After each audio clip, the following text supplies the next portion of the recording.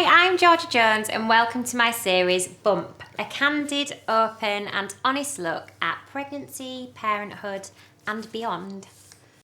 Bump is brought to you by Ladybird Books and Make Time to Play app. So today I am joined by a very, very inspiring and incredible woman, Malin Andersson. Now you are a former Love Island contestant, but more importantly, much more importantly, you are a mental health campaigner. And would you call yourself a mummy? Sort of. Maybe, I'm not too sure. Which is what we're kind of here to talk about. So in 2017, your mum passed away, sadly, didn't she? Was it cancer? Yeah, she had breast cancer 15 years ago, and then it spread into her other breast, well, not just after Love Island, actually. Oh, really? And then she was all clear from that, and then without knowing, it was just in her stomach, so she deteriorated like really, really quick. Really quickly, Yeah. and that must have been difficult for you because your dad isn't with us Yeah, either, he passed away is of skin cancer when I was younger, so for me, she was like both of them, like both parents in one, and to lose her was quite a shock. I think it was like the biggest shock I've ever had in my life. So I can imagine. And were you two super close? Yeah, very as well? close. Yeah. And then obviously I met my ex-boyfriend, Consy's father. Yeah.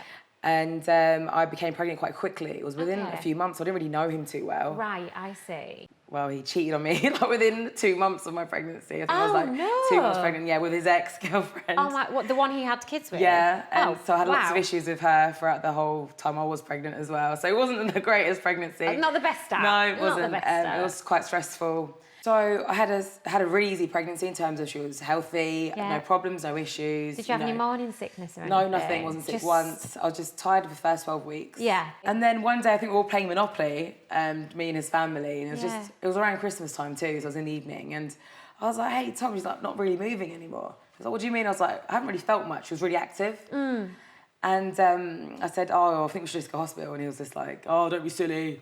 Like, did he just kind of, And I was just like, right, okay. So I left it a few hours and I was like, no, we're going. So I managed to get him to the hospital.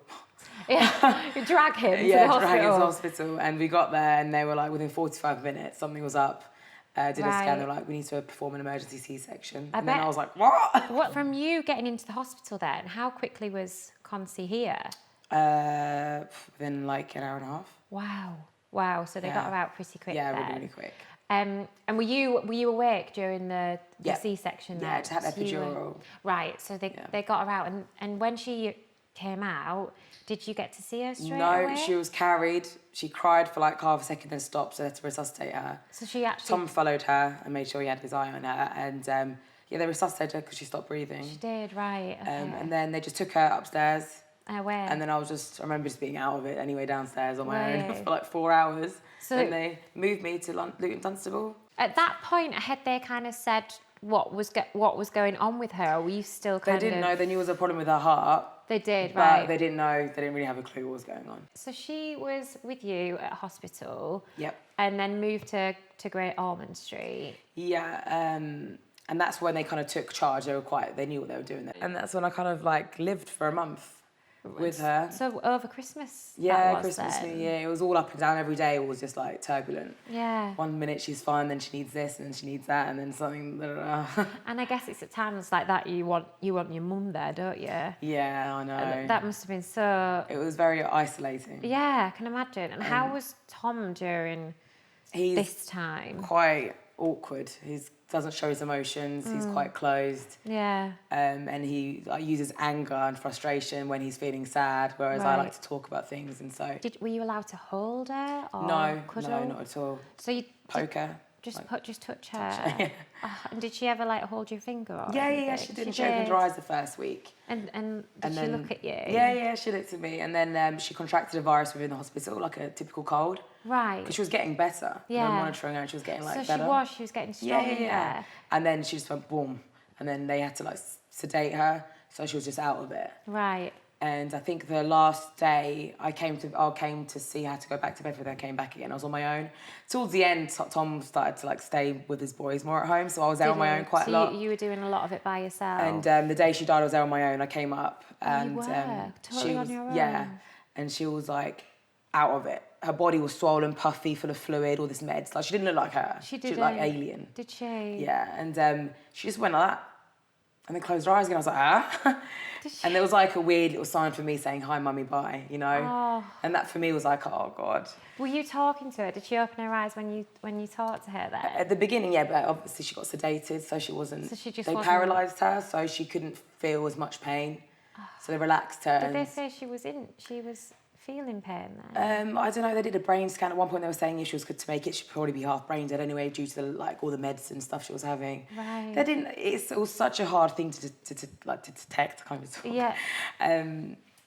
But yeah, and then the day she passed, it was due to them changing her oxygen tube.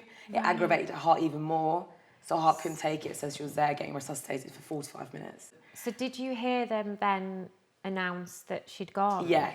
And they're like, time of death. And then the doctor came to me and I was just like, oh. I think I just screamed. I was going to say, what did you do? Like, what? And then I went into the other room and they brought her in, they were like, do you want to hold her? I was like, absolutely not. So you didn't, you didn't were just like, weird. I just can't. She just looked like, it didn't even look like her. And then they called Tom. Tom was on his way up. And I was like, you're too late, go away, I don't want to see you. Were you mad? Yeah, very angry with him. Yeah, I can imagine. And yeah, it was all a bit of a whirlwind, to be fair. But turns out we had like the post-mortem done, and it turns out it was genetic, and they're going to confirm this, but it was like a one-off clash with me and Tom, and I was thinking... So I bet you were like, I could have told you that in the do you know what I mean? place. I was thinking, what a sign. Yeah. God was going to tell me something. Yeah, exactly. And I think she was here to teach me a reason in a weird way anyways. I've learned a lot from her. What do you feel like she was here to teach you? Gosh, she just taught me so much about life and like how I should be and how I should look at life and just how I should kind of live. Yeah. She was so innocent and beautiful and so natural. She was beautiful. And untouched. And I see her and I just think nothing's relevant in terms of when I'm crying or upset about silly stuff. Yeah. She's put things into such perspective for me. Yeah. So, and you started campaigning about body image, mental health. Yeah, so that happening to her and my mum, I was like, right, forget all of this. I'm just going to be really raw and authentic with myself and use my pain and suffering and help other people.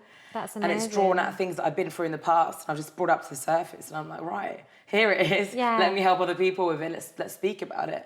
Yeah. Especially coming from like reality TV and knowing that I've had a friend that's committed suicide off a show, I'm just thinking there's so much that needs to be spoken about. Yeah. I don't know how you get through it because you've just been through so much to losing your little girl and your mum and friends. Yeah, I mean, behind closed doors, that's when I grieve and I'm crying and I'm on my own. But speaking about things is a form of therapy for me anyway. Of course. Yeah, it's good to speak to somebody about it because you're getting it off your chest. You're not holding it in, and it's not just you. And I mean, you can become quite closed after something like that happens. Yeah. I mean, grief will come up and down, and it's spontaneous. It's it's like you don't get told when to cry. I could be watching a movie and be like, or driving and listening to a sad song, or seeing something that reminds me of my mum or baby, But yeah, it's just been a bit of a weird 2 years for me. It's been... I laugh, by the way, when I'm really nervous. Do you? I know. And I get all sad. I was at the funeral and I had to give a talk and I was like, and everyone was like, what? How did you find it? Obviously,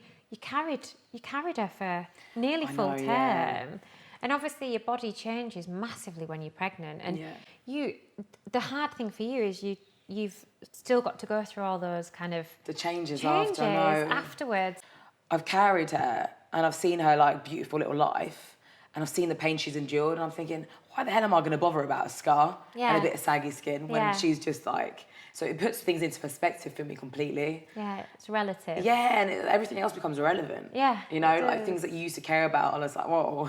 What kind of advice would you give to somebody trying to deal with it? And I mean, you need to reach out to somebody, make sure you've got somebody to speak to.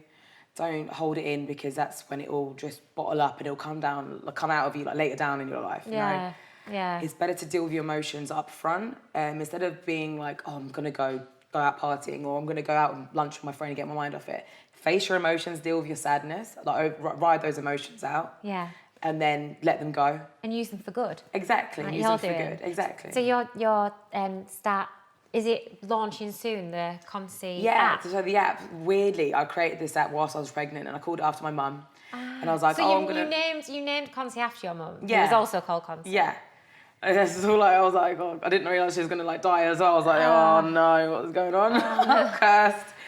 But the app I actually originally was just beauty, and a bit of mental health. And and then I just completely changed it around. Yeah. So it's like mind, body, soul, mental health, body, and then like self-help content. So the app kind of like helps anyone that's going through everything, a bit of a tough time. all in one. Mentally and body as well. Yeah, physically as well. So nutrition, hair, beauty, makeup, and then there's soul, like retreats, self-help content, audios, meditation. Wow, music, amazing. And stuff like that. And when's it? I'm hoping to launch it on her first year birthday. What would it have been? Right. So yeah, it's quite complex. Yeah, So I didn't realise how. December. Yeah, December the 23rd. Amazing. Well, you are very inspiring and incredibly strong, and everybody needs to take a bit of. I'm not that strong. Whilst I'm talking to you, my tears are filling in, and I'm like holding them back. And they're laughing. It gets really awkward. I know. Well, I went, and then I was like, no, don't do it, Georgie, don't do it. Keep them in. If you can do it, I need to be able to do it. But no, thank you. You are. You're amazing. Thank you. Play can help a child to talk about their feelings in a safe way. Feeling secure with a favourite toy can help a child to talk about feelings and attribute them to the toy that might otherwise be difficult to talk about. For more ideas and inspiration for playtime, download the Make Time to Play app. Thank you so much for watching. Don't forget to like and subscribe and tune in the same time next week.